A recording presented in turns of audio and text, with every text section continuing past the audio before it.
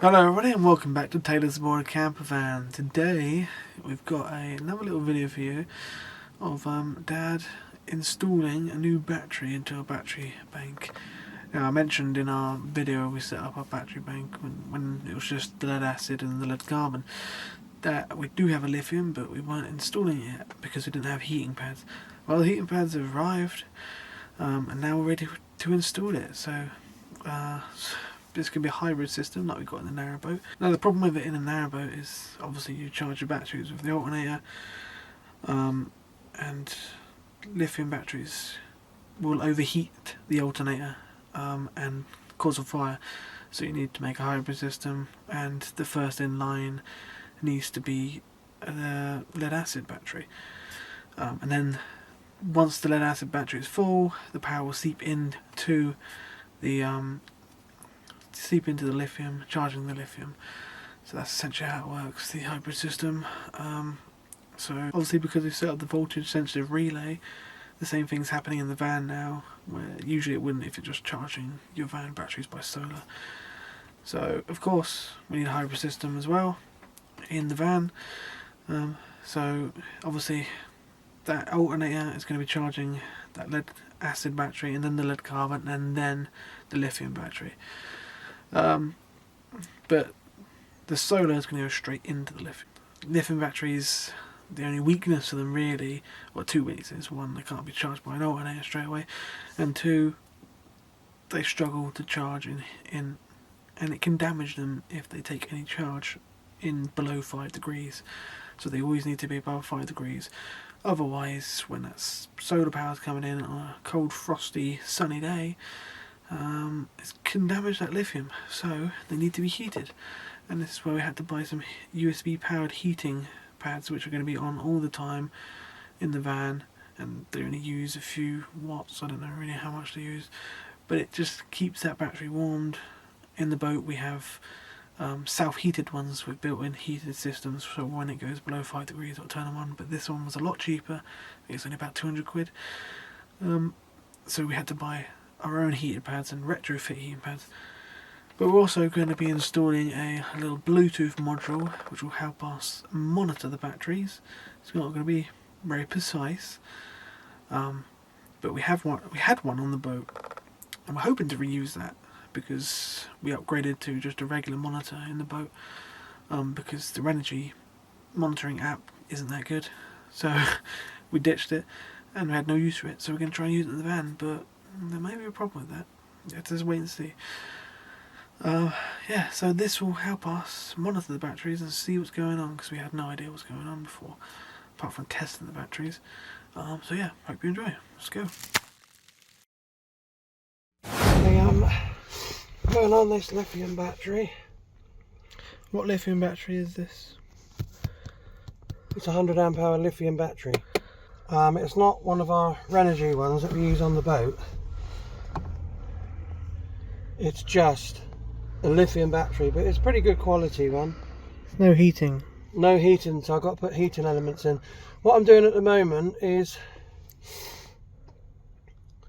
the lead acid battery takes power from our... You have to wait a minute because I can't remember the name of it, so just pause it. The lead acid battery takes the power from the split charge relay in the front, so it's lead acid to lead acid. The lead carbon battery is a backup battery. This will be predominantly using the lithium, so I've got to take these off here because I want to make sure the solar goes into the lithium first, and then it will be distributed from the lithium battery into the rest, because this has got a higher charge rate.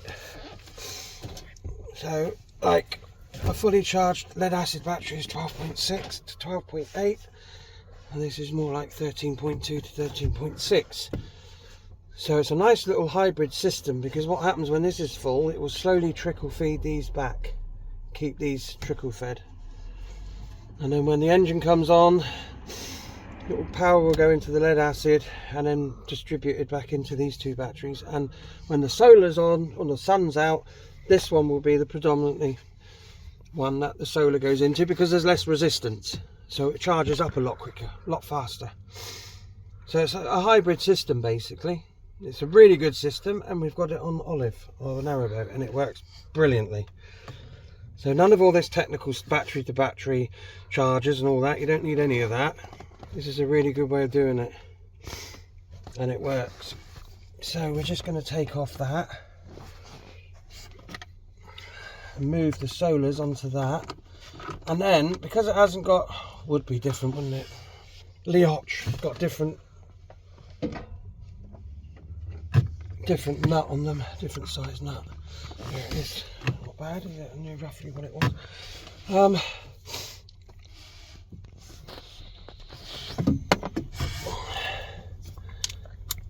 I don't know what I'm saying. Yeah, we got to put our own heaters on this battery. This because obviously we don't want to try and charge it. It's a beautiful frosty morning in January, the sun's shining and it's -1 in the van. For obvious reasons it will do some damage, so that's our positive from our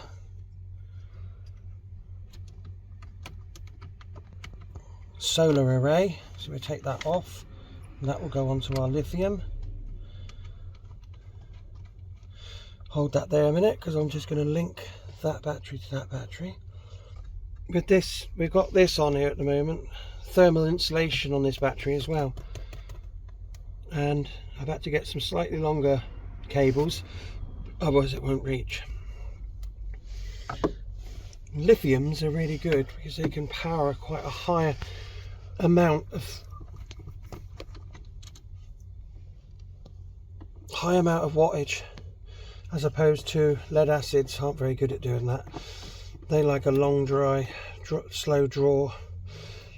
Lithiums can take up to 200 amps out of a lithium battery every second.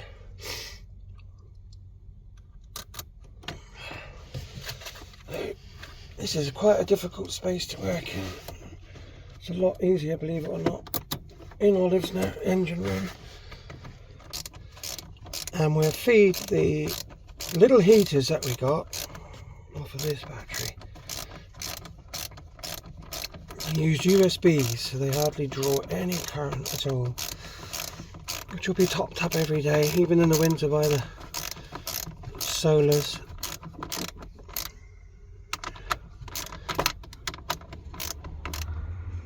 There we are, that one can go onto there. Do a slight course correction. Oh, that's perfect. There we want. That is our solar from the charge controller, and then we can set that up. You can get all sorts on the internet. This is a little, basically it converts 12 volt into USB, and then we can just plug our USB heaters into these down each side of the battery. It'll keep it nice and warm. They don't get that hot, they get to about, I think roughly about body temperature, so it's enough to keep your hands and feet warm in the winter. Right, so that's our solar on and our battery joined there.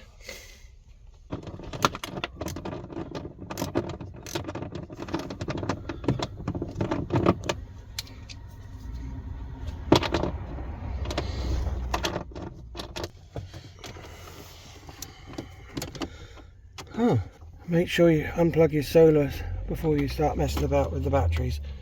Solars unplug or switched off first before you mess about with, because you can blow up your or destroy the delicate cables that are inside the solar panels.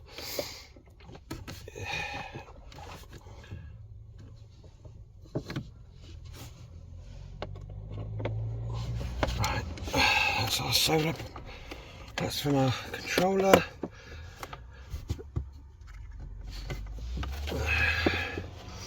That one at the top, then that one, then that one. What a lovely battery bank.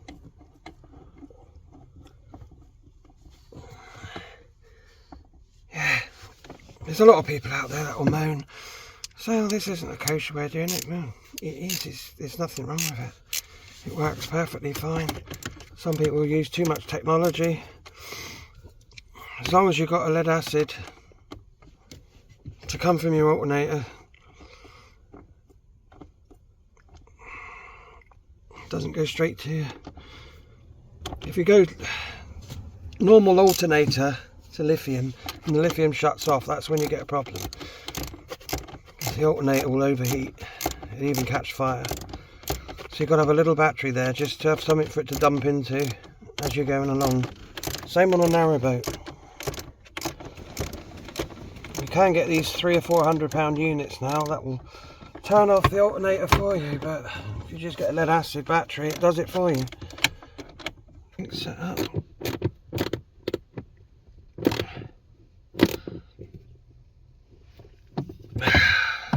Tight but not too tight.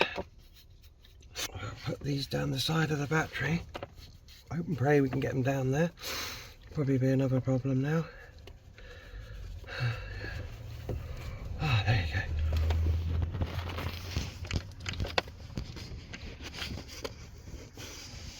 And these are so easy to unplug as well, so you don't even have to bother switching them, especially because they're USB.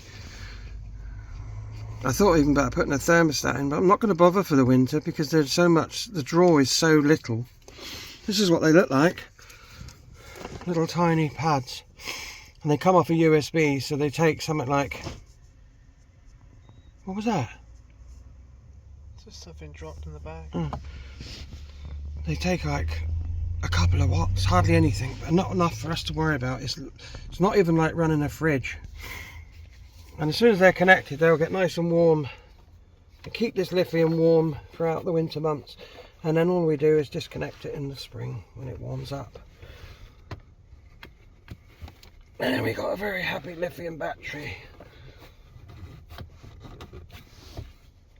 So if you haven't got a lithium battery with heater, then you can retrofit one like we've done here.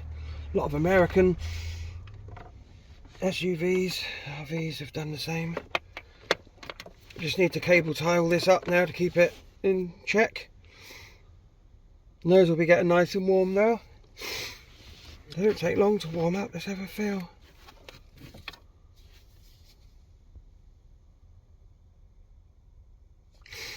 Give it a minute. That's weird.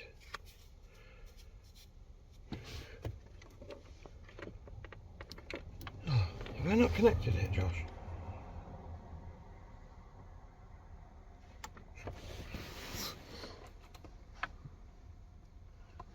Where's the USBs I put in?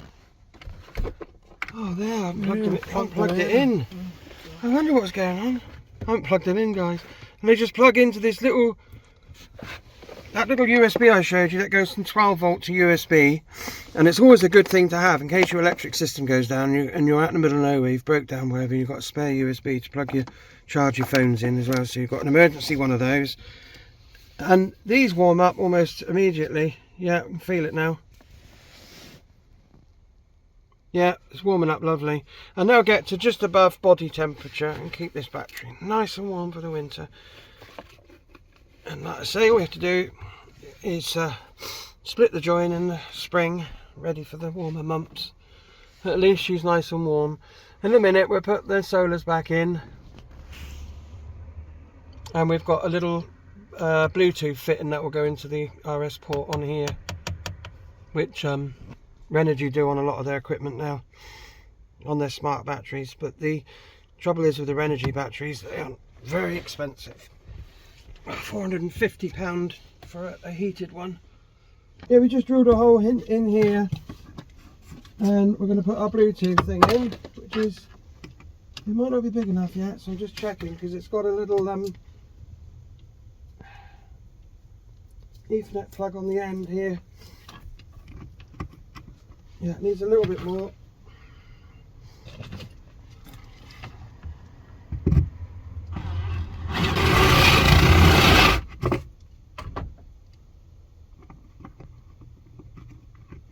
Still not going through, is it? There we go. Switch over to blue, which is lithium.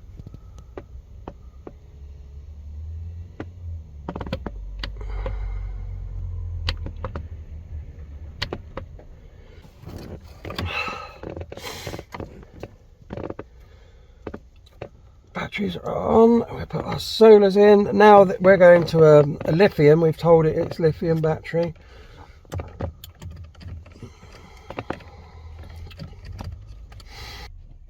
Still can't get it in.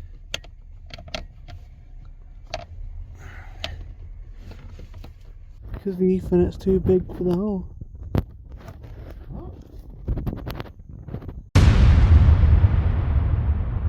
We've got the proper Bluetooth thing now for the red energy. This will tell us the state of the batteries.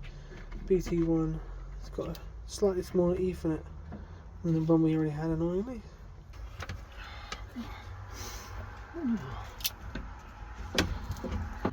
Plug it in now. If I can get it in. There we go. Had the satisfying snap. Can't see.